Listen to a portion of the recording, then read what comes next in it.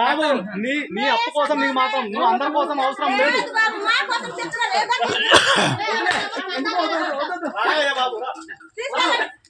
పట్టారు అర్థమైందా?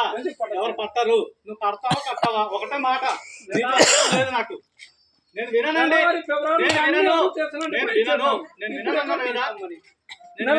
ఇస్తాం. శుక్రవారం శనివారం ఇస్తాం. వాళ్ళు వెళ్ళేది మీరు చెప్పాను. నేను మీ పశువు కోసం ఇచ్చిన పశువులు మొత్తం తీసుకెళ్ళిపోతాను. ఇచ్చుకో. నేను ఒకసారి మాట ఇస్తున్నాను. డబ్బులు ఇచ్చాను. నేను సామరస్యంగా మాట్లాడుతున్నాను. ఇప్పుడు తీసుకొచ్చి సోమవారం ఎందుకంటే ఇప్పుడు కట్టండి. 50,000 కట్టమని చెప్పలేదు కదా. 2,000 కట్టమన్నా. ఏం లేదు సార్. ఎందుకు లేదు? హాస్పిటల్ ఆ పశువు ఒకటి తీనా తీసుకెళ్ళండి.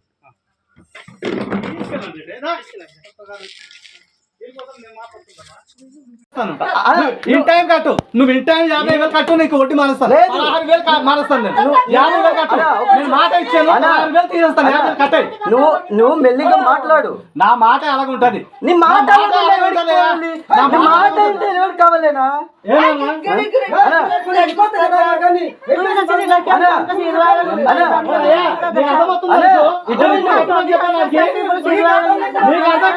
నువ్వు మధ్య వచ్చి దూరితే ఇలాగ ఉంటది. కొడుకు అయితే 6 సంవత్సరాలు ఏం చేస్తుంటావు? నువ్వు 6 సంవత్సరాలు బట్టి ఏం చేస్తావు? కొడుకు అయితే అవకాశం ఇచ్చాను. 6 సంవత్సరాలు అయిపోయింది. 6 సంవత్సరాలు నెలకు 1,000 రూపాయలు కట్టినా ఈరోజు క్లియర్ అయిపోతుంది.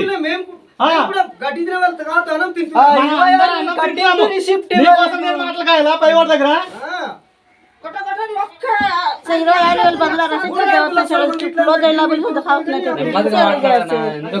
బ్రదరు ఆ రోజు నుంచి చెప్తున్నాను.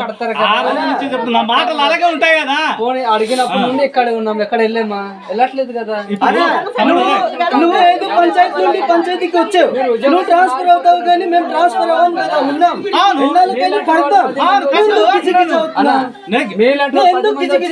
సరే బాబు నా మాట ఇంకో వేరే శిశు వస్తాడు. ఇంకో వేరే శిశు నేనున్నంత వరకు నా వర్క్ నేను చేసుకుని వెళ్ళాలి. నువ్వు ఎవరికైనా అడుగు. నా చెప్పు ఇలాగే ఉంటది, నా మాటలు ఇలాగే ఉంటది. అర్థమైందా? ఇలాగుంటే ఇలా పని చేయవనా?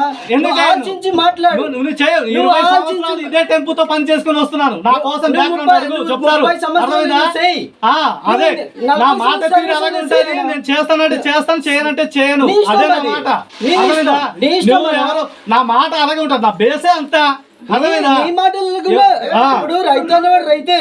మేము అసలు నీకు వచ్చి 56,000 కట్టుమంటే నువ్వు బాధపడాలి. అర్థమైందా? నీ లెక్క నేను తేల్చాను. నువ్వు నాకు నెలకు 6,000 రూపాయలు కట్టాలన్నాను. నేను కట్టాను కదా. 6,000 దొరికితే 6,000 కడతాం. అవును. 2,000 దొరికితే 2,000 కడతాం. నీకు 12 నెలలు అవకాశం ఇస్తున్నాను. 12 నెలలు. అదే కదా. ఇప్పటికే నీకు 6 సంవత్సరాలు అవకాశం ఇచ్చాను. గిజిమిసి ఆయన సీసీ లేడు. ఏ ఒక్క అధికారి వచ్చినా అలాగే కట్టించుకుంటాడు. నువ్వు కట్టాను అంటే నేను ఏ మూడ్లో వెళ్ళి నీకు కట్టించుకోవాలో నాకు తెలుసు. నువ్వు నాతో ఆర్మీ అవసరం లేదు. అర్థమైందా? అంటే చెప్తున్నాను. నువ్వు ఎలా తీసుకెళ్లి కట్టిస్తావు చెప్పు. నేను ఎలా కూడా కట్టిస్తాను. నాకు కట్టించే మెకానిజం నాకు తెలుసు. నేను ఎలా కట్టించాలో నాకు తెలుసు. నేను చెప్పే వరకే చెప్తాను. నేను చెప్పే వరకే నేను చెప్తాను. మాట వినకపోతే మీ ఇష్టం. అదే నేను 12 నెలల అవకాశం ఇస్తున్నాను. దానికి రీషెడ్యూల్ చేసి ఇస్తున్నాను. 12 నెలలు కాదు. మరి ఎన్ని సంవత్సరాలు కడతాను? 2 సంవత్సరాలు కడతావు. ఎందుకు 2 సంవత్సరాలు కడతావు? నువ్వు ఎందుకు అలాగవుతున్నావు బ్రదరు? ఎందుకు అలాగవుతున్నావు? అమ్మయ్య నువ్వు ఆర్గ్యూ అవుతున్నావు కానీ నేను చెప్పే దాంట్లో నీకు లాజిక్ అర్థం కావట్లేదు. అర్థమైందా? నీకు ఇచ్చి 3 సంవత్సరాలు అంటే నీకు 2018 సంవత్సరాలు వచ్చి ఒకసారి ఇప్పుడు మీ డిపార్ట్మెంట్ ఒకసారి విను.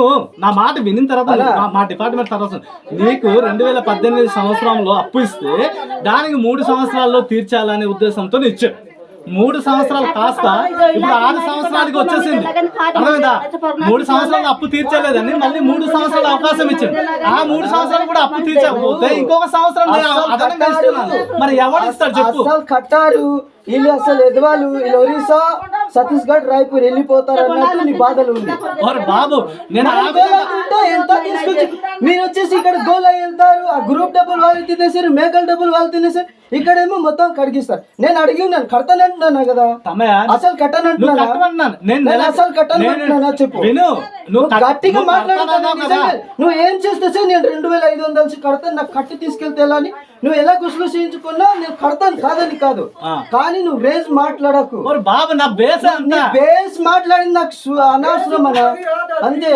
నువ్వు బేస్ మాట్లాడు, నీ మ్యాజిక్ మాట్లాడు, నీ లాజిక్ మాట్లాడు, నువ్వు రాజకీయం మాట్లాడు. నేను రైతే బాబు, నేను బండి తిప్పుతున్నాను, నాకు బండిలో ఒక రూపు వస్తుందో లేదు నాకు తెలియదు, నీకు అన్ని అవగాహన తెలిసి ఉంటది. మనిషి అనే వాడికి ఇంటిలో ఎలాంటి ఉపయోగాలు ఉంటాయి, ఎలాంటి కష్టాలు ఉంటాయి, ఎలాంటి సరుకులు వస్తాయి. నీకు కూడా ఒక హక్కు ఉంటుంది, నాకు కూడా ఒక హక్కు ఉంటుంది.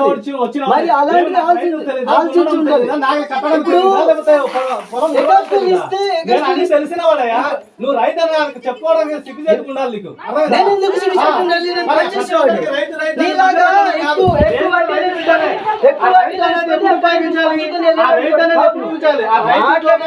మాట్లాడు. రెస్పెక్ట్ ఉంది. ఆ రైతు పేరు చెప్పి చెడ్డ పేరు చేయకు, అర్థమైందా? అప్పుడు నువ్వు కట్టేదే కాదు, నేను చెప్పేది నీకు నెలకు 6000 రూపాయలు కట్టుకోమని చెప్పాను. 12 వాయిదాలు నువ్వు కట్టుకోను అనుకుంటే నేను నెల కట్టించుకుంటాను. నువ్వు కట్టకపోయినా నాకు అనవసరము, అర్థమైందా? నాకు వడ్డీ పెరుగుతుంటది, అర్థమైందా? ఏది నాకు అంత అవసరం లేదు. మరి ఎలా కట్టించుకోండి? నేను ఎలా రిక్వైర్ చేసుకోవాలి అలా చేసుకుంటాను. మరి అలాగే లేకపోతే లేదు. నెలకి 6000 రూపాయలు కట్టాలి. నీకు ఇచ్చి నువ్వు ఎక్కడ చేసుకోనా? నేను 2500 ఓకేనా? నువ్వు ఎక్కడ చేసుకో, ఎక్కడ చేసుకో. సరే, నాకు 6000 రూపాయలు కట్టాలి ప్రతి నెల. నువ్వు కట్టాను అంటే మేము కట్టిన డబ్బులకి మరి ఎవరు వడ్డీ ఇస్తారు? మరి ఎవరు కట్టారు డబ్బులు? నువ్వు ఇక్కడ ప్రజలకి రైతులు రాజకీయ నాయకుడు కూడా నా మాట వింటాడు. నేను చెప్పే మాటలు అలాగే ఉంటాయి. మనిషి రాజకీయ కష్టాలు ఉండొచ్చు తమ్ముడు, కష్టంలో ఉన్నారని ఈ రోజు 3 సంవత్సరాలు కట్టవలసింది 6 సంవత్సరాలు తగిలింది. 6 సంవత్సరాలు నుంచి ఇంకో 3 సంవత్సరాలు ఎవరు ఒప్పుకుంటాడు? నువ్వు ఇంటి పక్కన ఉన్నవాడికి ఏం పని ఇచ్చుంటే ఒక్కరోజు కాయవు. అవును, అలాంటి మేము 7 సంవత్సరాలు కాయలా ఎందుకు కాస్తావు? నువ్వు కాయ అయితే 10,000 ఇచ్చి కాయ చూస్తాను, ఒక 2 నెలలు కాయ చూస్తాను. నువ్వు 10,000 రూపాయలు ఇచ్చి 2 నెలలు కాయ వస్తారు పోతారు. ఎందుకు గీర్ అయిపోతున్నావు? మెల్లిగా మాట్లాడు.